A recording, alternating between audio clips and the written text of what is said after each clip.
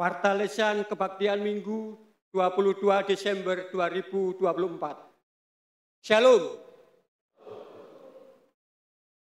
Selamat datang, selamat pagi Bapak Ibu Saudara Saudari yang terkasih dalam Tuhan Yesus Kristus.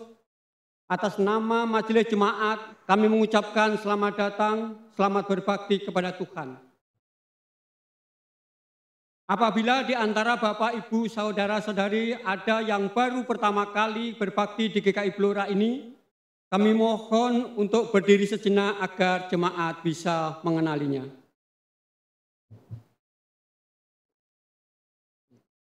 Dari mana Bapak?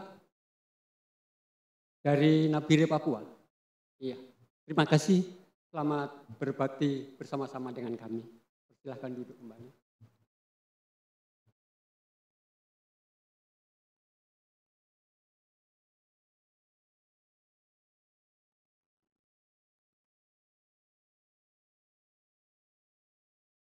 Pengkhotbah hari ini yang melayani firman Tuhan dalam kebaktian pada hari ini Minggu 22 Desember 2024 di kebaktian umum pertama dan kebaktian umum kedua adalah Pendeta Fania Natasha.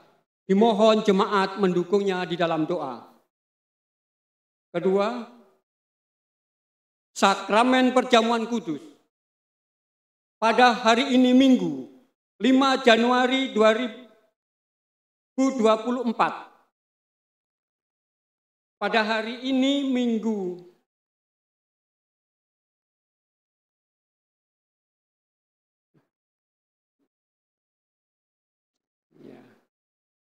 dalam kebaktian umum pertama dan kebaktian umum kedua di gedung GKI Blora akan dilaksanakan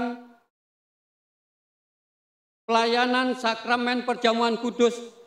Majelis Jemaat GKI Blora juga membuka pendaftaran perjamuan kudus di rumah-rumah bagi saudara-saudara yang berusia lanjut dapat mendaftarkan diri di kantor gereja pada jam kerja. Ketiga, info pemahaman Alkitab Beston Doa Pagi. Dalam rangka masa raya Natal, maka untuk kegiatan pemahaman Alkitab Rabu 25 Desember 2024 dan 1 Januari ditiadakan dan akan dilaksanakan kembali pada hari Rabu 8 Januari 2025. Beston doa pagi dan persekutuan doa malam. Untuk beston doa Selasa pagi lewat Zoom, serta persekutuan doa malam pada tanggal 24 dan 31 Desember 2024 ditiadakan. Sedangkan untuk beston doa Jumat pagi tanggal 27 Desember 2024 pukul 5.30 waktu Indonesia Barat ditetapkan dan dilaksanakan. Tetap dilaksanakan. 4. Rangkaian kebaktian Natal, kebaktian malam Natal akan dilaksanakan pada hari tanggal Selasa 24 Desember 2024 pukul 20 waktu Indonesia Barat sampai selesai. Tempat gedung gereja dan ruang serbaguna.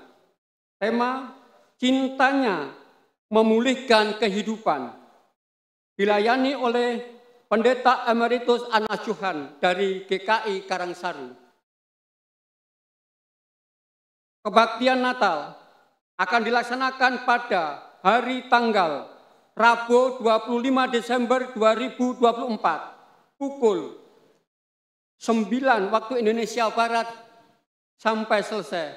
Tempat gedung gereja dan ruang serbaguna. Tema Dia tinggal di antara kita.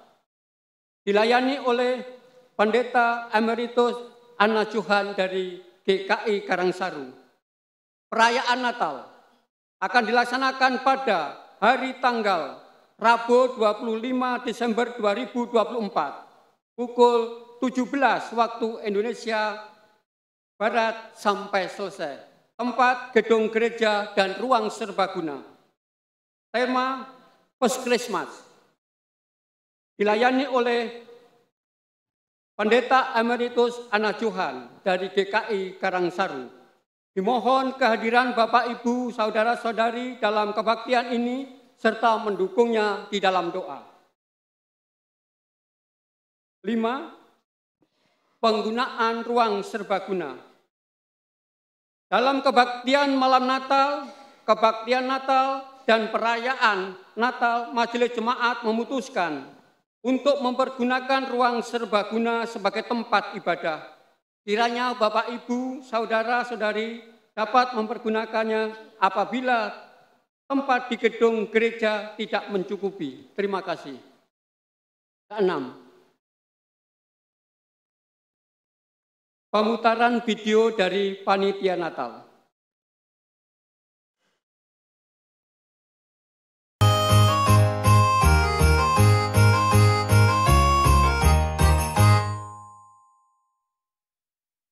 Shalom semuanya. Dalam banyak hiasan Natal, kita sering melihat simbol bintang, baik di atas pohon Natal, sebagai hiasan-hiasan di dinding yang ditempel, ataupun di tempat-tempat yang lainnya. Hiasan Natal berupa bintang sudah tidak asing bagi kita semuanya. Walaupun tidak asing bagi kita, tetapi apakah kita tahu apa arti dari bintang itu?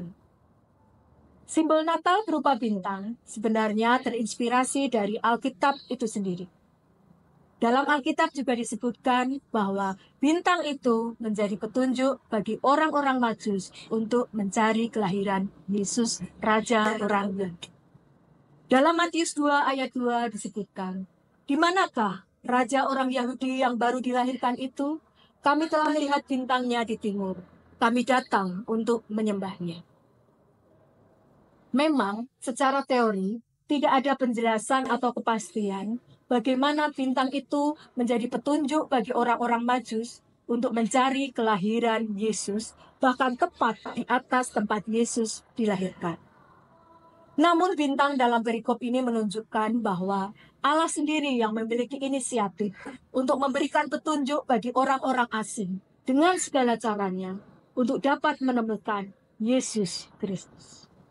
Lalu, bagaimana dengan kita semuanya? Apakah kita sudah bisa menjadi bintang bagi lingkungan kita, bagi orang-orang di sekitar kita yang datang untuk membawa mereka mengenal bahkan menyembah Yesus yang telah lahir bagi kita semuanya? Tuhan Yesus memberkati. Demikian pokok warta minggu ini, serta selengkapnya dapat dibaca dalam warta jemaat yang disediakan di pintu depan gedung gereja setelah kebaktian ini selesai. Selamat beribadah. Bapak, Ibu, Saudara, marilah kita lanjutkan ibadah kita dengan memasuki saat teduh.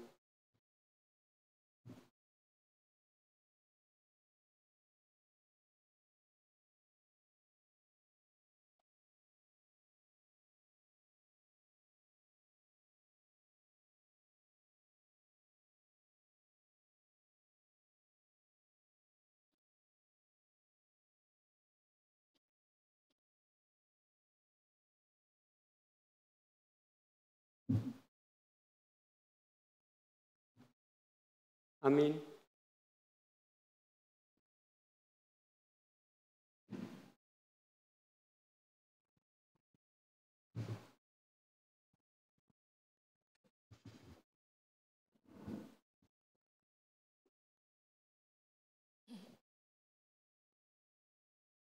Jemaat yang dikasihi Tuhan, saat ini masa penantian kita hampir tiba pada puncaknya. Di Advent keempat yang penuh dengan harapan akan kedamaian yang sejati. Kita akan memuji Tuhan sebagaimana Maria mengagungkan namanya dalam ketaatan yang penuh cinta. Kiranya Allah mengasihani kita dan memberkati kita. Kiranya Ia menyinari kita dengan wajah-Nya, supaya jalan-Mu dikenal di bumi dan keselamatan-Mu di antara segala bangsa. Kiranya bangsa-bangsa bersyukur kepadamu, ya Allah. Kiranya bangsa-bangsa semuanya bersyukur kepadamu. Kiranya suku-suku bangsa bersukacita dan bersorak-sorai, sebab Engkau memerintah bangsa-bangsa dengan adil dan menuntun suku-suku bangsa di atas bumi. Kiranya bangsa-bangsa bersyukur kepadamu, ya Allah. Kiranya bangsa-bangsa semuanya bersyukur kepadamu. Tanah telah memberi hasilnya. Allah kita memberkati kita. Allah memberkati kita. Kiranya segala ujung bumi takut akan Dia. Mari bersorak-sorai bersama bangsa-bangsa dengan pujian.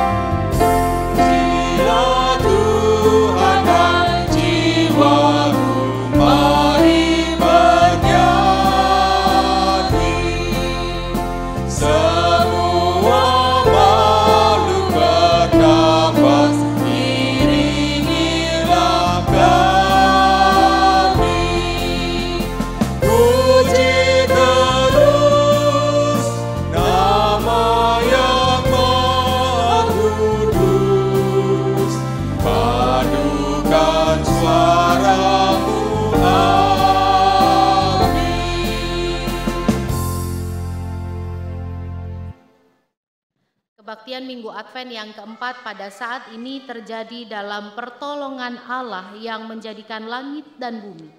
Tuhan yang berkuasa dan berkehendak dalam kebaikan yang melingkupi seluruh ciptaan.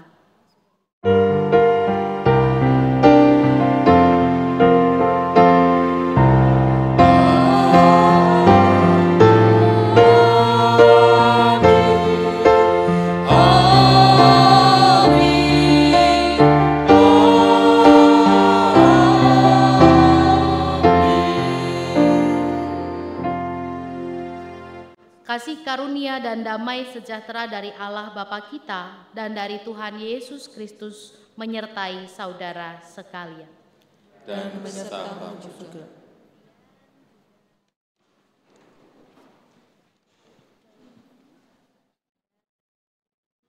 Jemaat yang terkasih, Minggu Advent 4 adalah minggu penantian dalam semangat damai sejahtera.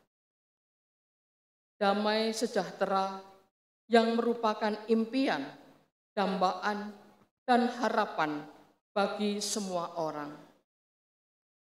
Damai sejahtera adalah muara dari semua rancangan dan kehendak Allah melalui putranya yang kelahirannya kita segera sambut.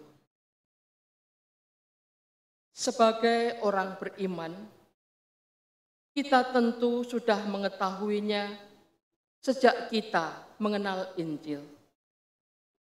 Namun, dalam kehidupan sehari-hari, tak jarang kita terkejut dengan cara Tuhan menyatakan damai sejahtera dalam kehidupan kita.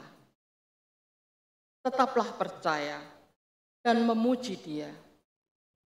Bersiaplah selalu untuk terkejut akan karya kasih-Nya.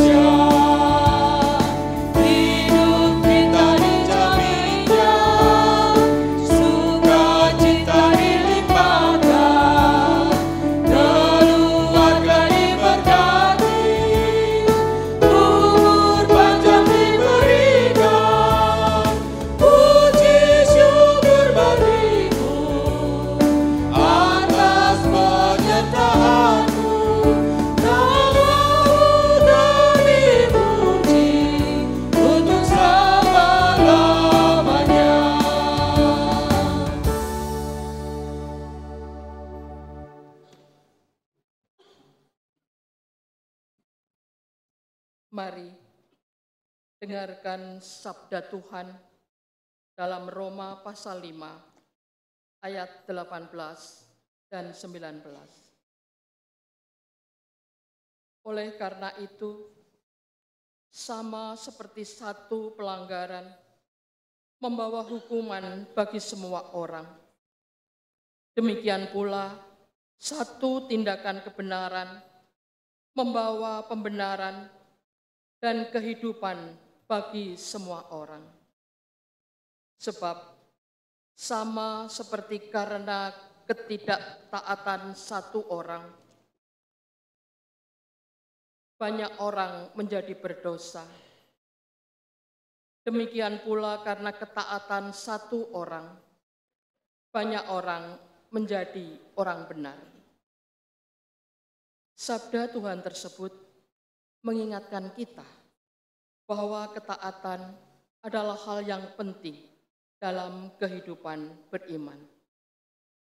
Ketaatan atas dasar mengasihi Tuhan adalah ketaatan dalam kepercayaan akan kehendak-Nya yang selalu mengarah pada kebaikan. Kebaikan bagi diri kita pribadi maupun juga bagi komunitas di sekitar kita. Bahkan bagi seluruh ciptaan.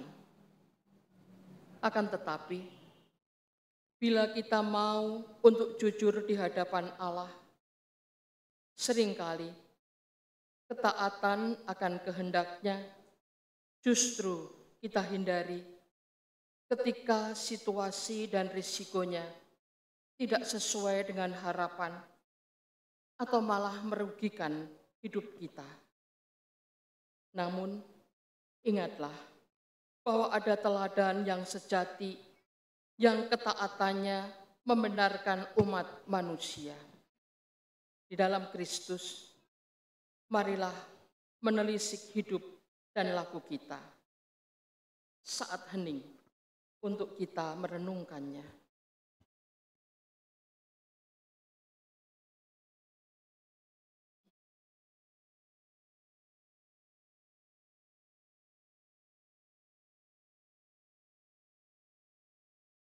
Amin.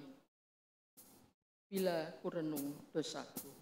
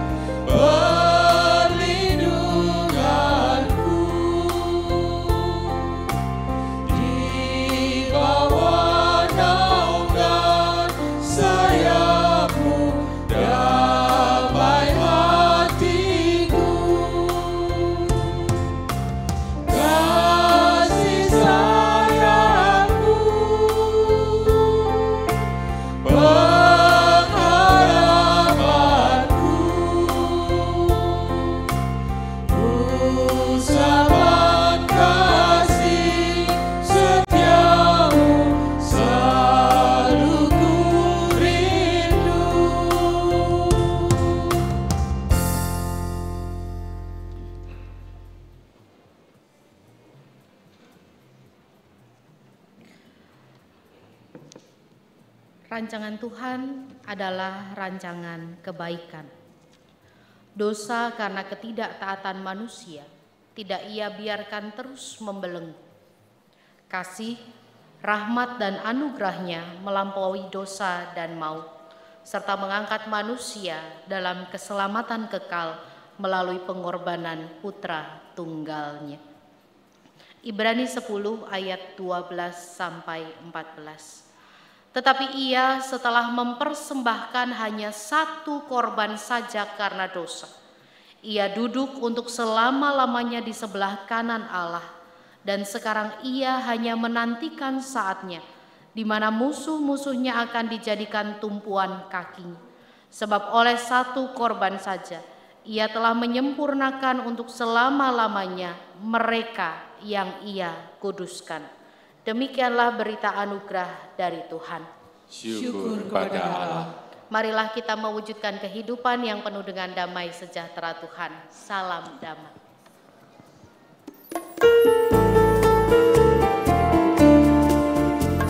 Salam damai, salam saudaraku, salam damai dalam Yesus Tuhan. Salam damai, salam saudaraku, salam damai dalam Yesus Tuhan. Mari kita saling mengampuni, mari kita saling mengasihi, mari kita saling melayani. Salam damai dalam Yesus Tuhan. Salam, salam, salam, salam, salam, salam, salam dalam Yesus Tuhan.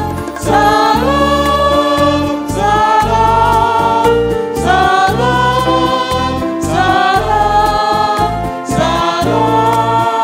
salam, salam, salam damai dalam Yesus Tuhan.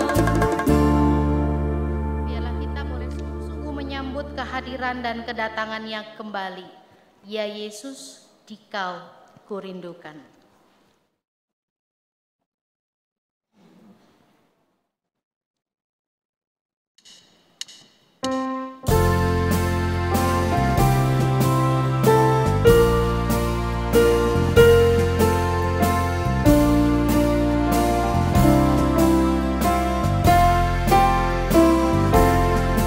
Ya Yesus, Kau kurindukan, liburkanlah kabar itu. Seluruh hatiku terbuka menyambut kedatangan-Mu. Bahagia terang surgawi, Engkaulah harapan dunia. Tercipta surga Maha Kasih, dan jiwaku terangilah.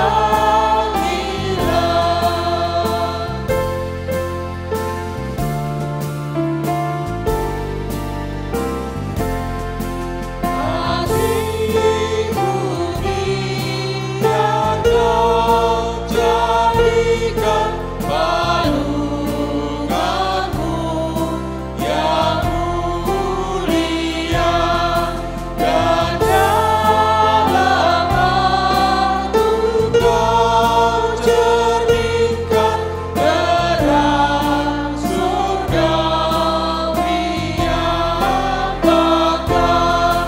Sebab dekat kehadiran-Mu, keluhan batinku lenyap. Tinggallah di dalam aku, dan tinggallah serta benar.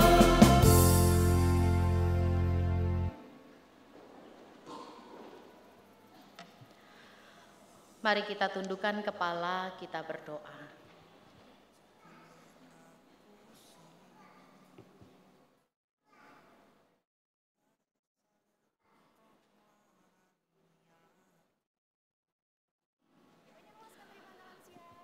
Bapa yang baik, kami bersatu hati meminta belas kasihan Tuhan. Dalam kerinduan kami mendengar sapaan Tuhan, mendengar sabda Tuhan bagi kami.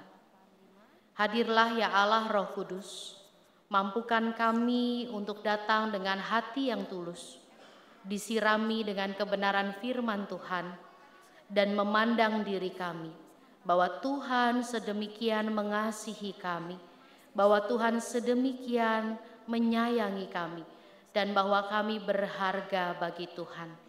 Inilah kami anak-anak-Mu yang rindu mendengar sapaan firman-Mu. Dalam Yesus Kristus firman yang hidup, kami berdoa. Amin.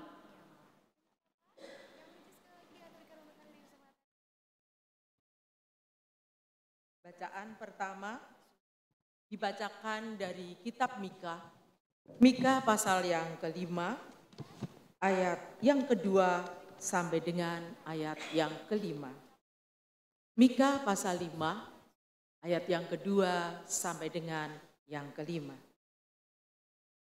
Sebab itu, Ia akan membiarkan mereka sampai waktu perempuan yang sedang melahirkan telah melahirkan. Lalu selebihnya dari saudara-saudaranya akan kembali kepada anak-anak Israel. Ia akan teguh menggembalakan mereka dalam kekuatan Tuhan, dalam kemegahan nama Tuhan Allahnya. Mereka akan tinggal tetap, sebab sekarang kebesarannya akan sampai ke ujung bumi. Dia akan menjadi damai sejahtera. Apabila Asyur masuk ke negeri kita dan memasuki puri-puri kita, kita akan membangkitkan melawan dia 7 gembala, bahkan 8 pemimpin rakyat. Mereka akan menggiring negeri Asyur dengan pedang dan negeri Nimrod dengan pedang terhunus. Ia akan melepaskan kita dari Asyur apabila ia memasuki negeri kita dan menginjak wilayah kita. Demikianlah sabda Tuhan. Syukur pada Allah. Lalu kata Maria,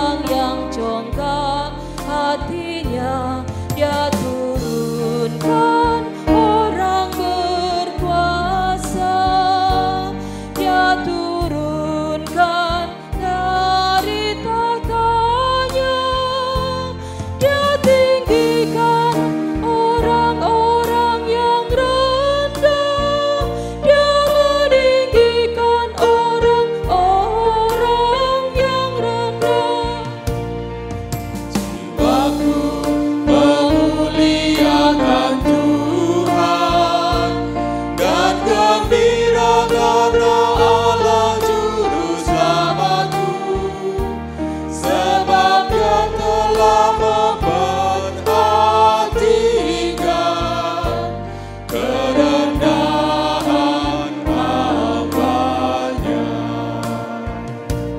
Dia limpahkan segala yang baik, Dia limpahkan kepada orang yang lapar, dan menyuruh orang yang kaya, menyuruh orang kaya pergi dengan tangan hamba. Dia tolong Israel hamba-Nya, sebab Ia ingat rahmat-Nya, seperti janji-Nya pada nenek moyang, pada Abraham dan keturunannya selamanya. Waktu memuliakan Tuhan dan gembira karena Allah juru selamatku, sebab Dia telah memperhatikan kerendahan hamba-Nya.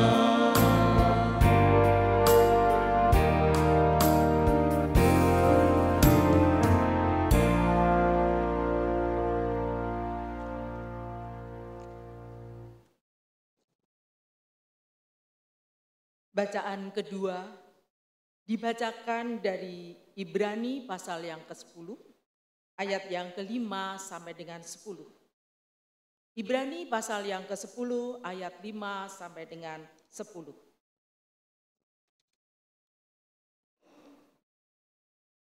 Karena itu, ketika Ia masuk ke dunia, Ia berkata, "Kurban dan persembahan tidak Engkau kehendaki, tetapi Engkau telah menyediakan tubuh bagiku. Kepada kurban bakaran dan kurban penghapus dosa, Engkau tidak berkenan." Lalu aku berkata, "Sungguh aku datang, seperti tertulis dalam gulungan kitab tentang aku, untuk melakukan kehendak-Mu, ya Allah." Di atas Ia berkata, "Kurban dan persembahan, kurban bakaran dan kurban penghapus dosa tidak Engkau kehendaki, dan Engkau tidak berkenan kepadanya, meskipun dipersembahkan menurut hukum Taurat." Kemudian katanya, "Sungguh aku datang untuk melakukan kehendak-Mu." Yang pertama Ia hapuskan untuk menegakkan yang kedua. Karena kehendak-Nya inilah kita telah dikuduskan satu kali untuk selama-lamanya oleh persembahan tubuh Yesus Kristus. Demikianlah sabda Tuhan. Syukur pada Allah. Bacaan Injil kita sama-sama akan baca dari Lukas pasal 1 ayat 39 sampai 45.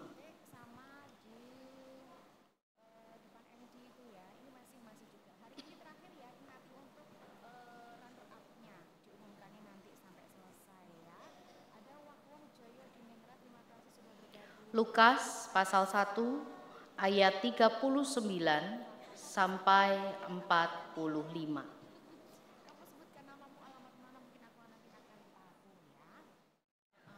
Maria dan Elisabet. Beberapa hari kemudian, berangkatlah Maria dan bergegas menuju sebuah kota di pegunungan Yehuda.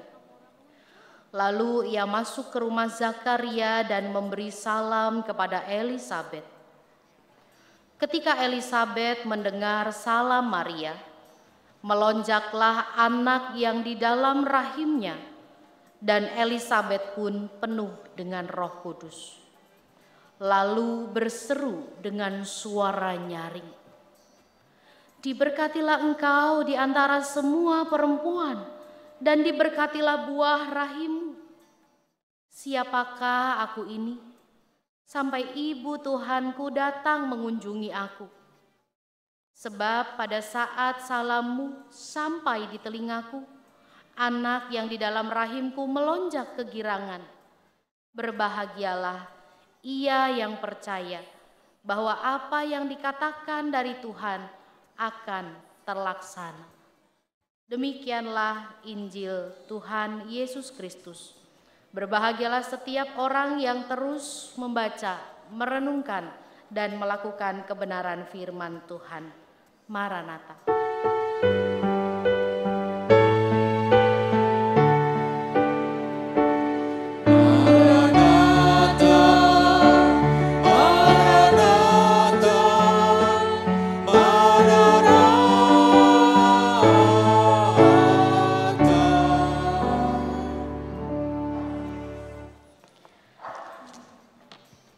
Jalan-jalan beli kue bantal. Belinya untuk makan di tempat. Sebentar lagi sudah Natal. Karena ini Minggu Advent keempat.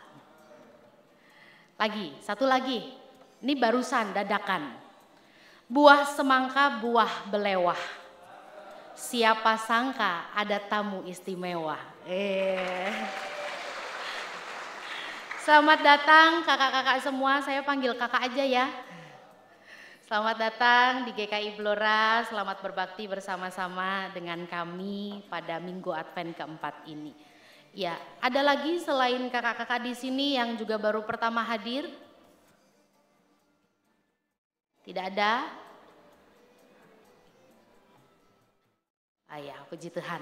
Ya, Bapak Ibu, saudara-saudari yang terkasih dalam Tuhan, saya mau memulai perenungan kita di Minggu Advent keempat ini dengan satu lagu yang sudah sangat Bapak Ibu dengar. Kalau di remaja tadi nggak ada yang tahu lagu ini, cuman satu orang. Karena ini lagu lawas.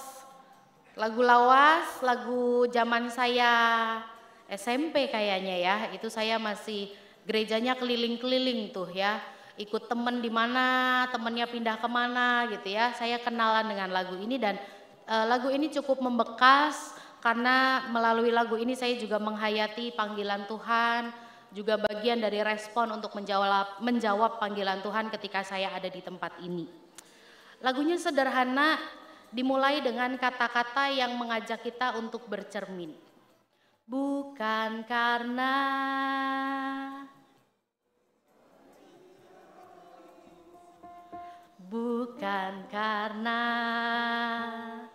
fasilitasku, bukan karena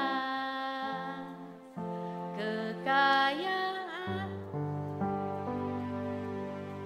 ku dipilih dan dipakainya, bukan karena kecakapanku, bukan karena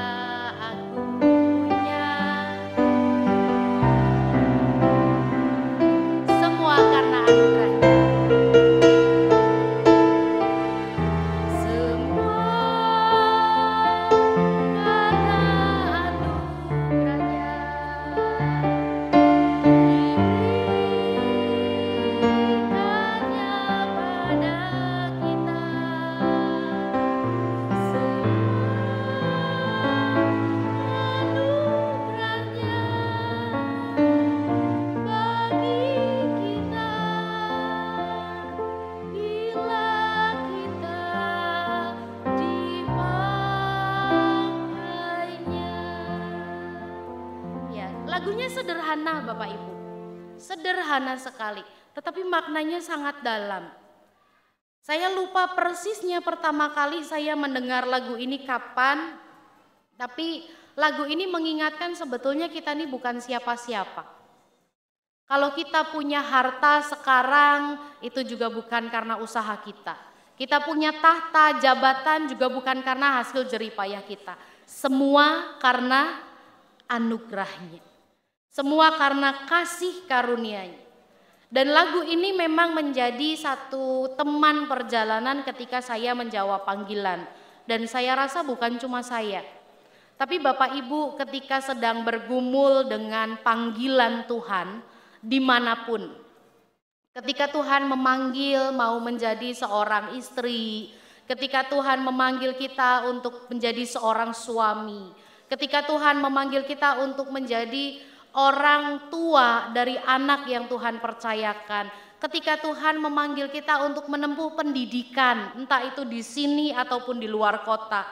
Ketika Tuhan memanggil kita untuk jabatan yang Tuhan percayakan. Ketika Tuhan juga memanggil kita untuk pelayanan yang sedang Tuhan sediakan. Kita bergumul Bapak Ibu. Kalau panggilan itu sedang datang, jarang sekali kita bisa langsung jawab siap laksanakan. Iya enggak? Iya, siapa yang jawab tadi ya? Iya enggak? Iya katanya gitu ya. Kita bergumul dalam situasi ini. Bahwa ayo ikut ya pelayanan nanti ya gitu ya. Kadang kita bergumul kan, kita nggak langsung bisa jawab iya atau enggak gitu. Minta waktu dulu ya buat berdoa. Kita tinggal dalam pergumulan-pergumulan. Ketika mungkin panggilan untuk menjadi suami atau istri itu terjadi, pasangan kita datang untuk nikah yuk gitu kan.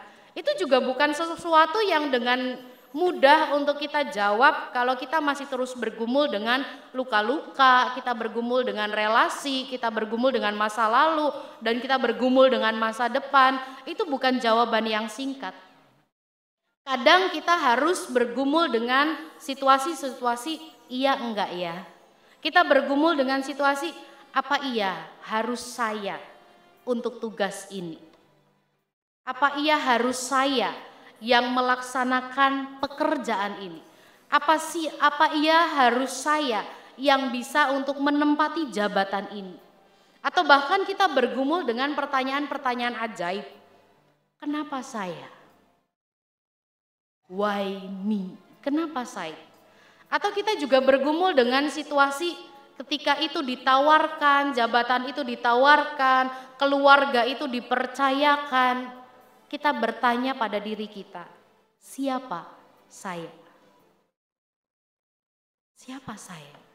Saudara, apalagi kalau kita dalam pergumulan itu seringkali hanya berjumpa dan mengoreksi diri kita. Biasanya nih kalau situasinya begini gitu ya, yang kita lihat itu kan kelemahan dan kekurangan kita. Besok setelah rapat kamu diputuskan ya untuk naik pangkat, kamu naik jabatan, kamu dipercaya ya untuk jadi ketua ini. Kita bergumul nih, siapa saya? Kok sampai jabatan ini dipercayakan dengan saya? Besok jadi ketua panitia Natal ya tahun 2026. Kenapa saya? Saya ini orang yang gak bisa mimpin rapat. Saya ini orang yang susah buat ngomong di depan publik. Jadi ketua panitia nanti kalau disuruh sambutan saya gagap. Besok kamu ya mulai ikut pelayanan ya jadi PNK. Kenapa saya? Suara saya kecil. Suara saya fales. Kenapa saya? Kadang kita hanya seringkali bertanyanya seputar kelemahan, kekurangan dalam pergumulan kita. Nah saudara, baik lagu tadi yang kita nyanyikan bersama-sama ataupun bacaan firman Tuhan hari ini, gitu ya, itu mau bilang satu kalimat pendek yang itu akan menjadi inti dari khotbah pada saat ini. Yaitu kalau ini panggilan itu adalah proyek Tuhan, kalau panggilan itu adalah rencana Tuhan, Kalau panggilan itu adalah memang Tuhan yang minta dan Tuhan yang rindu untuk saya dan kita semua lakukan, kenapa tidak? Kalau memang Tuhan yang panggil, maka biarlah Tuhan yang berperkara dalam panggilan itu. Saudara, bukan sebuah kebetulan di hari perempuan yang dipahami dengan hari ibu pada saat ini. Kita belajar dari dua sosok ibu, Maria dan Elizabeth. Ketika kita melihat panggilan Tuhan dalam Maria, Alkitab tidak menjelaskan pada waktu itu Maria lagi ngapain. Tapi Alkitab menjelaskan tentang kronologi. Kapan perjumpaan itu? Perjumpaan itu terjadi waktu 6 bulan sesudah berita kelahiran Yohanes Pembaptis diterima oleh Zakaria. Setelah 6 bulan peristiwa itu, Allah mengutus malaikat Gabriel berjumpa dengan Maria. Gak dijelasin Marianya lagi ngapain. Banyak drama-drama Natal bicara soal ini, itu selalu diterjemahkan entah Marianya lagi beres-beres rumah, ngelap-ngelap sesuatu gitu ya.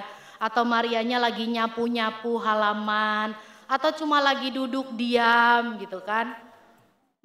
Di dalam Alkitab tidak dijelaskan perjumpaan malaikat dengan Maria ini lagi ngapain. Artinya Tuhan bisa pakai situasi yang random. Ketika Tuhan memang mau bicara pada kita dan memanggil kita untuk satu tugas yang mulia. Tuhan bisa pakai situasi ketika kita sedang tertidur, ketika kita sedang ketemu sama orang, ketika kita sedang ada di pasar, ketika kita sedang ada di gereja, ketika kita lagi cuci piring. Tuhan bisa munculkan panggilan itu. Tuhan bisa nyatakan utusannya untuk datang. Lagi nyuci piring tiba-tiba ditelepon, besok ikut drama Natal ya. Calling itu bisa terjadi kapanpun, peristiwanya bisa random sekali ketika memang Tuhan betul-betul rindu dan mau pakai kita untuk tugasnya yang mulia. Itu yang terjadi pada Maria. Kita nggak tahu dia lagi ngapain, tapi yang pasti 6 bulan setelah berita kelahiran Yohanes Pembaptis, malaikat Tuhan datang kepada Maria dan bilang, Maria, kamu akan mengandung. Kamu akan mengandung dari Roh Kudus. Bingung gak tuh? Kalau dibaca lengkap cerita ini, kamu akan mengandung dari Roh Kudus. Dan ada berita yang kedua, saudaramu Elizabeth juga lagi mengandung. Juga sedang mengandung. Dan kalau kita baca lagi dan kita teruskan, respon Maria cepet banget. Dia bilang, sesungguhnya aku ini hamba Tuhan, jadilah padaku menurut perkataanmu itu. Kalau ini terjadi di jemaat Blora, majelis jemaat nggak mungkin cuma ada 10 orang. Ya kan? Ada pencalonan masuk namanya X gitu ya. Bapak Iwan, salam Pak Iwan. Bapak Iwan gitu ya. Pak Iwannya didatengin, Pak, kami mau melamar Bapak jadi anggota majelis jemaat. Jawabannya seperti Maria, sesungguhnya aku ini hamba Tuhan, jadilah padaku menurut kehendakmu. Oh, nggak mungkin cuma 10 orang sampai dengan saat ini, lebih pasti. Tapi biasanya kan jawaban kita nggak begitu ya. Ya didoakan dulu, saya tak rundingan sama keluarga dulu, saya tak bergumul dulu gitu kan. Jarang yang ya oke siap. Mungkin 1 banding sekian lah. Kebanyakan ini jawaban yang dirindukan dalam calling apapun, panggilan apapun. Berangkat ya, diutus ya, kemana? Ke Blora, pendidikan berapa 1 bulan? Blora itu kota yang gimana ya? Berangkat ya nanti kemana? Ke pedalaman, pekerjaan misi ya ke sana. Tugasnya ngapain? Nyekah. Loh, betul kan, pekerjaan misi selalu dimulai dari hal-hal sederhana. Cuma nyekah. Dimulai dari, mau nggak? Kalau jawabannya sesungguhnya aku ini hamba Tuhan. Wah, dunia bersuka cita Bapak Ibu. Tapi kita nggak bisa menjawab seperti Maria. Dan kalau kita baca teks ini, rasanya Maria ini lempeng aja. Mulus dalam menjawab, dia nggak pakai mikir gitu ya. Tapi ketika kita baca teks hari ini, dari Lukas pasal 1 ayat 39 sampai 45, kita menemukan sedikit aja gambaran bahwa ternyata Maria bergumul dalam panggilan Tuhan ini. Maria bergumul ketika dia dibilang kamu akan mengandung dari Roh Kudus. Makanya dia langsung bergegas untuk berangkat ke sebuah kota di pegunungan Yehuda. Dia nggak pakai pikir panjang, dia berangkat ke sana, dia mau ketemu sama Elizabeth. Sedikit pergumulan Maria untuk sharing, untuk tanya, untuk tahu. Karena gimana juga, Maria ini adalah perempuan biasa. Maria ini perempuan biasa, perempuan sederhana yang bersahaja. Di dalam panggilan itu dia juga pasti melihat, aku ini perempuan. Tradisi Yahudi kuno, perempuan itu orang kelas, ya sekian lah, mau 2, mau 3 gitu ya. Yang dominan adalah laki-laki. Maria ini orang yang sederhana, dia perempuan. Dia mengandung dari Roh Kudus, walaupun dia sudah punya tunangan, tapi dia belum memasuki pernikahan Yahudi. Kalau berita itu datang, kemudian dia langsung mengandung, dia berjalan dalam proses itu. Ketika ketemu orang di pasar, loh Mar, kok kamu sudah hamil, kamu sama Yusuf masih tinggal terpisah loh. Ketika dijelaskan, oh ini anak dari Roh Kudus. Kira-kira orang di pasar percaya enggak? Jangankan Maria yang dijumpai malaikat, Tuhan Yesus yang jadi manusia, yang ketika dia mengajar di rumah ibadah, di sinagog, dia buka firman itu dalam kitab Yesaya, dia bilang hari ini nubuat itu digenapi. Apa yang terjadi sama Yesus? Orang itu menghujat Allah, dia diusir dari kota. Itu kebenaran yang disampaikan. Yesus sendiri yang bilang. Tuhan sendiri yang bilang. Apalagi ini perempuan. Ada sedikit pergumulan itu. Makanya dia menempuh perjalanan ke pegunungan Yehuda. Jadi salah satu alasan kenapa dia berjumpa dengan Elizabeth, selain dia tahu bahwa Elizabeth sedang mengandung dan dia ikut bersuka cita bahwa saudaranya ini di masa tuanya, di masa senjanya bisa mengandung seorang anak. Selain karena dia ikut bergembira, selain karena dia ikut bersenang-senang, dia juga mau menjumpai Elizabeth untuk berbicara tentang rencana Tuhan yang terjadi dalam hidupnya.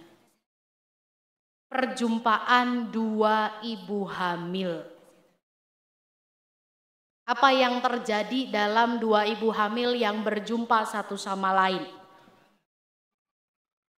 Bayangan Bapak Ibu kira-kira kalau dua ibu hamil ketemu ngomonginnya soal apa? Dokter kandungannya siapa? Oh, aku di rumah sakit ini loh sama dokter ini. Oh ya, kamu mual enggak? Aku mual loh, ya ampun. Enggak enak banget badan aku. Suamiku yang ngidam bukan aku. Dua ibu hamil ketemu kan? Besok rencana mau lahirannya gimana? Normal apa sesar? Kamu kalau kontrol yang nganter siapa? Enggak. Dua ibu hamil ini ketemu nggak ngomongin soal ini. Vitaminnya kamu minum apa? Dapat kalsium nggak? Dapat tambah darah nggak? Enggak. Mereka tidak mengomongin atau ngobrolin tentang diri mereka yang pada waktu itu sedang Tuhan izinkan hamil. Perjumpaan mereka adalah perjumpaan perasaan natural dari dua orang perempuan biasa yang dipakai Tuhan untuk rencana yang mulia. Perjumpaan natural, perasaan yang natural dalam peristiwa yang fenomenal. Elizabeth itu mengandungnya juga fenomenal, Bapak Ibu. Ketika Elizabeth hamil, apa yang terjadi dengan suaminya? Dia akan jadi bisu sampai peristiwa itu terjadi. Luar biasa, bingung pasti pulang-pulang gak bisa ngomong. Di suasana yang fenomenal. Perjumpaan dua perempuan biasa ini juga bukan perjumpaan yang diisi dengan gosip. Biasanya nih, biasanya. Tapi di sini kayaknya nggak ada lah ya. Kalau perempuan-perempuan ketemu itu sukanya gosip. Digosok makin sip. Nah, kok tahu? Biasanya nih, biasanya kalau di sini kan aman ya. Aman selama nggak ketahuan. Perjumpaannya bukan ngomongin orang lain, bukan ngerasani orang lain. Tapi karena mereka berbicara, dua perempuan biasa ini dipakai Allah secara istimewa. Saudara, kalau kita baca Alkitab, kita akan menjumpai cara Allah memanggil umatnya itu luar biasa. Kita mulai dari murid-murid Yesus. Thomas itu kalau saya boleh bilang, itu sosok yang ababil atau ABG labil. Ketika Yesus baru diusir dari kota gitu ya, habis tadi ngajar diusir dari kota, udah dilemparin batu di sana, terus dapat kabar Lazarus mati. Yesus mau apa? Yesus mau balik ke sana setelah 3 hari, betul kan? Yesus mau balik ketemu, masuk lagi ke situ. Murid-murid tuh ngomong begini, loh Yesus beneran mau balik lagi? Iya, aku harus ke sana, kata Yesus gitu. Tapi apa yang terjadi dengan Thomas? Dia beda dari murid yang lain. Dia bisa berdiri dan bilang, ayo kita pergi untuk mati bersama-sama dengan Yesus. Oh gagah nih Thomas kan, luar biasa nih. Tapi ketika Yesus bangkit, Thomas, guru bangkit, Yesus bangkit. Apa yang terjadi? Kalau aku belum mencucukkan jariku, aku sekali-kali tidak percaya. Peragu, lihat Sikon, Mudi, tuh Thomas. Petrus juga begitu. Petrus itu seorang nelayan yang mungkin tidak berpendidikan pada waktu itu. Makanya dia kalau apa-apa sedikit itu main raga, emosi. Yesus ditangkap, tebas telinga. Betul nggak? Ketika perahu yang dinaiki bergoncang karena badai, apa yang terjadi? Tuhan, kok kamu tidur sih? Ini loh, lihat situasinya. Dan ketika dia berjalan di atas air, dia mulai dalam kebimbangan, dia mulai tenggelam. Tuhan, tolong! Dia teriak. Yesus datang, diam, tenanglah. Petrus emosional orangnya. Gak beres secara emosi. Dia orang yang emosional. Marta seorang perempuan yang penuh dengan kekhawatiran. Kalau kita lihat dalam perjanjian lama, Rahab, orang yang pernah atau seorang perempuan yang pernah melacurkan diri. Tetapi Rahab dipakai Tuhan untuk menyelamatkan bangsa Israel. Para pengintai yang tinggal di sana disembunyikan dengan baik. Elia, seorang nabi yang besar. Tapi lihat, dia mudah putus asa. Sampai dia bergumul untuk bunuh diri. Daud, seorang raja yang secara raga, tidak lolos seleksi. Tetapi dia menjadi raja yang besar, walaupun dalam kepemimpinannya juga penuh dengan noda dan celah. Saudara, firman Tuhan memberi kesaksian tentang raja yang terkenal, ada juga janda-janda miskin yang dipakai oleh Tuhan. Orang-orang yang terpelajar, saya nggak ngomong orang Farisi, tapi lihat peristiwa kelahiran Yesus. Ada orang-orang Majusi yang dengan pengetahuan, yang dengan kepintaran punya kerinduan mencari Tuhan. Tapi ada juga para nelayan-nelayan, orang-orang yang terpinggirkan, kaum papa, para pelacur yang juga dipakai oleh Tuhan menyatakan cinta kasih Tuhan. Bukan cuman orang, kota pun demikian. Ketika kita membaca Mika pasal 5 tadi, kalau diawali dengan ayat 1, kita berjumpa Bethlehem, kota kecil dan mungil. Tapi sekarang kita terus mendengar nama itu, bukan? Kota yang mungkin tidak akan dikenal oleh orang banyak. Kota yang mungkin itu nyelip entah di mana. Tetapi sekarang semua orang ketika mendengar Bethlehem tahu tempat apa itu. Tempat di mana Yesus Kristus lahir. Yang dipanggil Allah, yang dipakai Allah, bukan sekedar orang-orang yang berbakat khusus. Tetapi mereka yang mau dulu untuk menanggapi respon panggilannya. Itulah alasan kenapa bayi atau anak dalam rahim Elizabeth itu melonjak kegirangan ketika mendengar salam dari Sang Ibu Kudus atau Maria.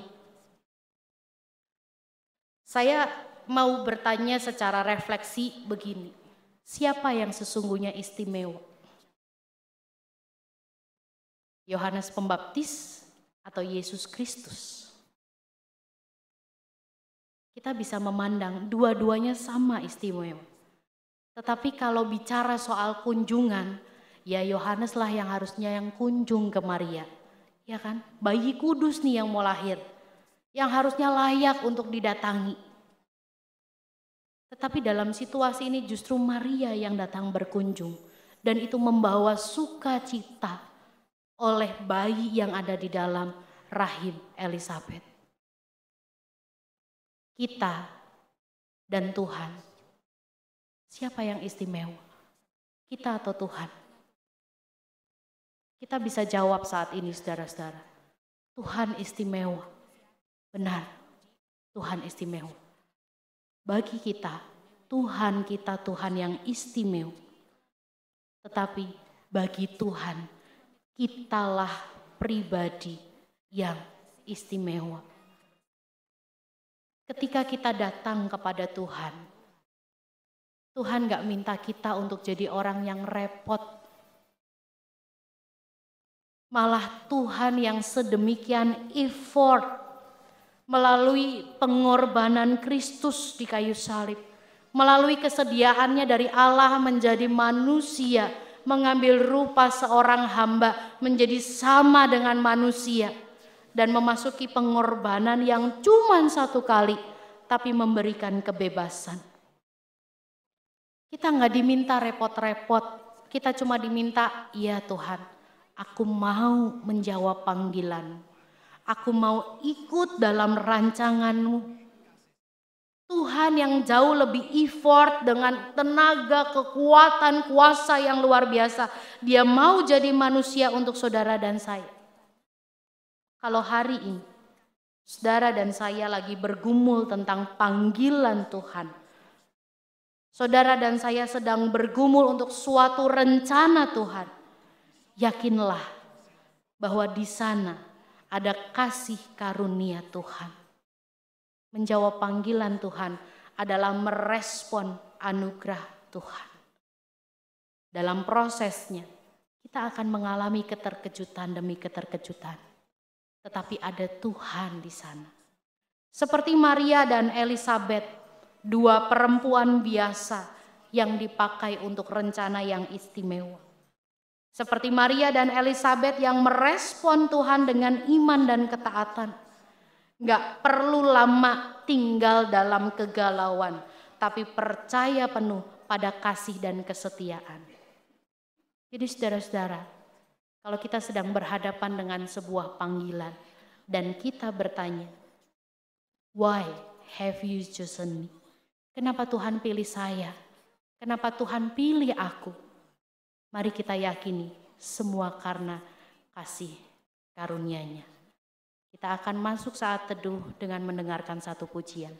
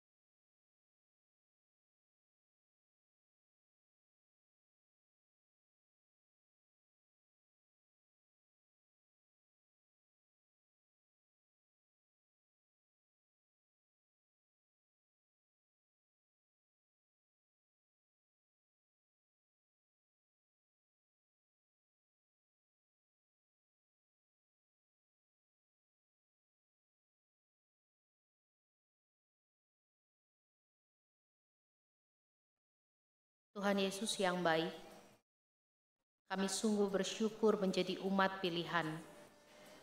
Engkau yang memilih kami, Engkau yang memanggil kami. Dan segala perjalanan kehidupan kami, sekalipun seringkali kami berjumpa dengan misteri, tetapi Tuhan menyatakan kehadiran Tuhan. Setiap kesulitan, setiap permasalahan, setiap pergumulan, setiap babak baru kehidupan, kami boleh merasakan bagaimana Tuhan hadir, Tuhan menolong kami, Tuhan menjumpai kami. Biarlah kami juga boleh menjadi anak-anak Tuhan yang saling berjumpa dalam pergumulan, sehingga kami boleh saling menguatkan. Tuhan, pada saat ini kami bersatu hati berdoa untuk mereka, anak-anak Tuhan, yang sedang dalam keterasingan, yang sedang dalam kesakitan, yang sedang merasa dilupakan, yang sedang bergumul akan pekerjaan, mereka yang bergumul akan kehidupan dalam pasangan, mereka yang bergumul akan keluarga, mereka yang bergumul akan masa depan putra dan putri mereka, mereka yang sudah Tuhan izinkan memasuki babak baru kehidupan. Biarlah segala berkat dan kasih sayang dalam Tuhan boleh terus dirasakan dan boleh menjadi kekuatan, motivasi, dan sumber penghiburan yang sejati. Kami berdoa untuk setiap rasa kehilangan, untuk setiap rasa bersalah.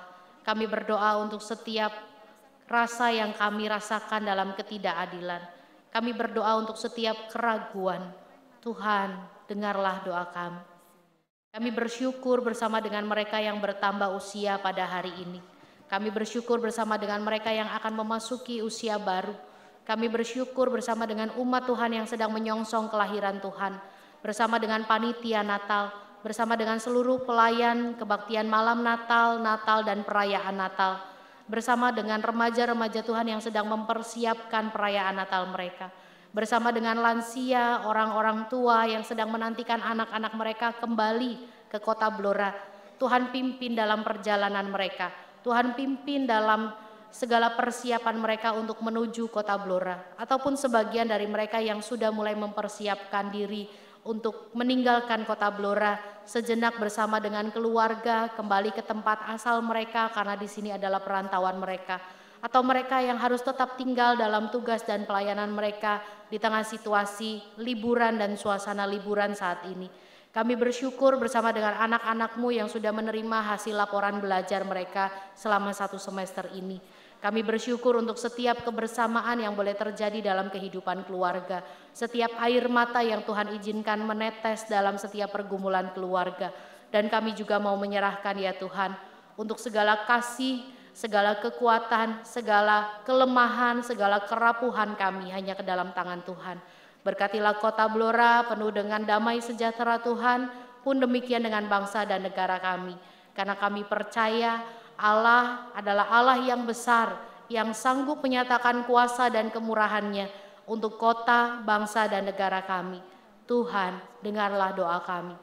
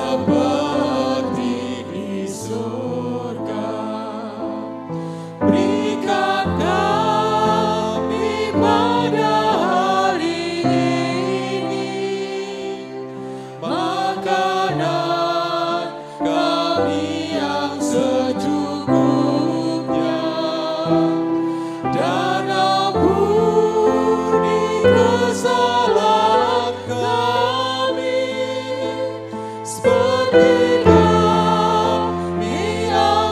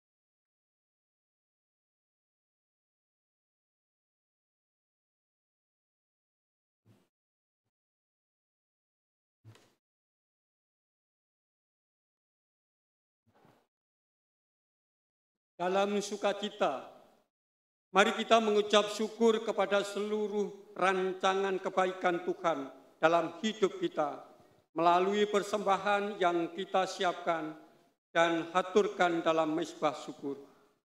Ungkapan syukur kita dilandasi oleh firman Tuhan dari Mazmur 52 ayat 11.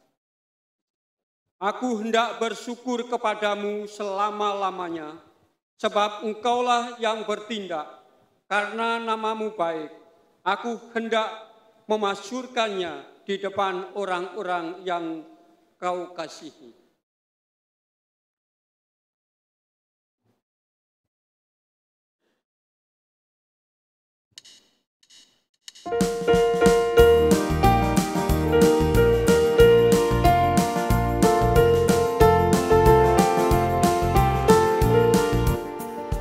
Limpah sukacita di hatiku, di hatiku, di hatiku, berlimpah sukacita di hatiku, tetap di hatiku. Aku bersyukur, bersukacita, kasih Tuhan diam di dalamku. Aku bersyukur, bersukacita,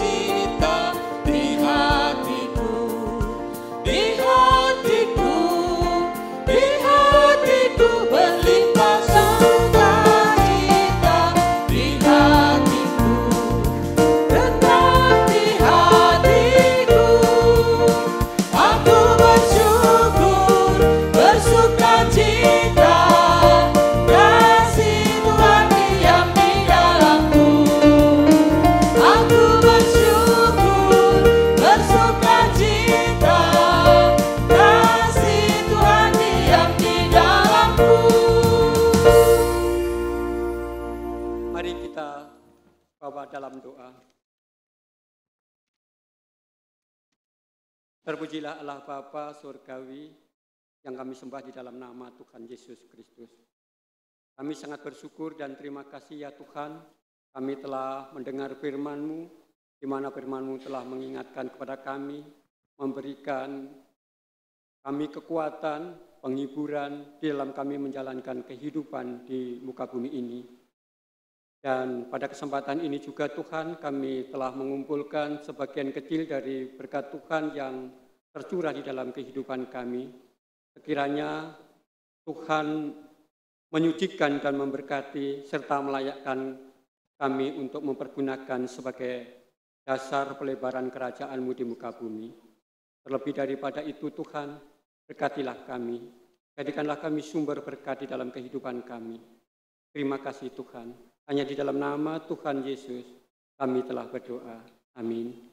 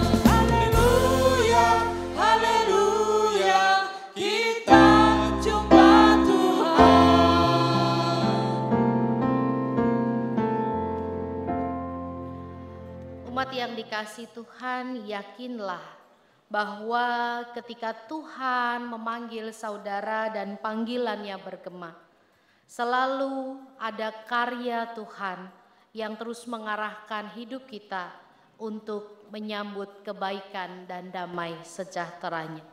Oleh karena itu, arahkanlah hatimu hanya kepada Tuhan. Kami mengarahkan hati kami kepada Tuhan. Jadilah saksi bagi Kristus. Kami siap menjadi saksi bagi Kristus. Terpujilah Tuhan Allah kita, kini dan selamanya. Terimalah berkat Tuhan. Tuhan memberkati engkau dan melindungi engkau. Tuhan menyinari engkau dengan wajah-Nya dan memberi engkau kasih karunia. Tuhan menghadapkan wajah-Nya kepadamu dan memberi engkau damai sejahtera. Amin.